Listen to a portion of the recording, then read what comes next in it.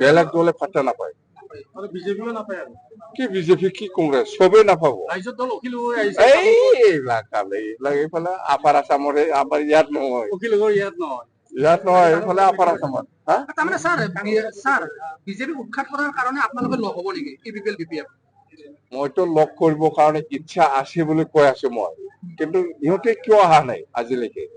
এই defence bureau যে কৈছে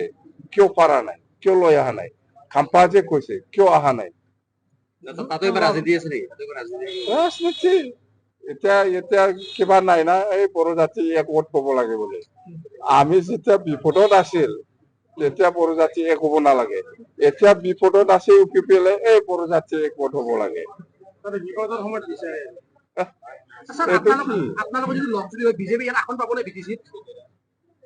কোনো বিজেপিও নাপায় কোনো কংগ্ৰেছো নাপায় কোনো ৰাইজৰ দলো নাপায় কোনো ইউডিএফও নাপায় আমি যদি একগোট হয় কিন্তু আপোনালোকৰ চিট কোন হ'ব হ'বনে আপুনি হ'ব চিট কোন চিট যদি চৰকাৰ গঠন কৰে বিটিআৰ বুলি ক'লে প্ৰমোদ বড়ো হ'ব বিটিচি বুলি ক'লে মই হ'ব মই বিটিআৰত নহয় মই বিটিচিৰ চিপ হ'ব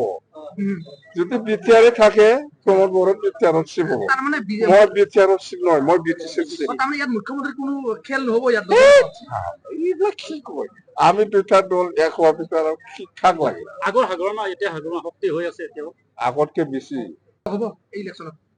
ক'লেতো ভাল ৰে ক'লেতো ভাল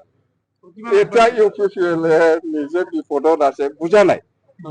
যেতিয়া বিপিএফে নিজে আমি বিপদত আছিল এই সময়ত বড়ো জাতি একগোট হব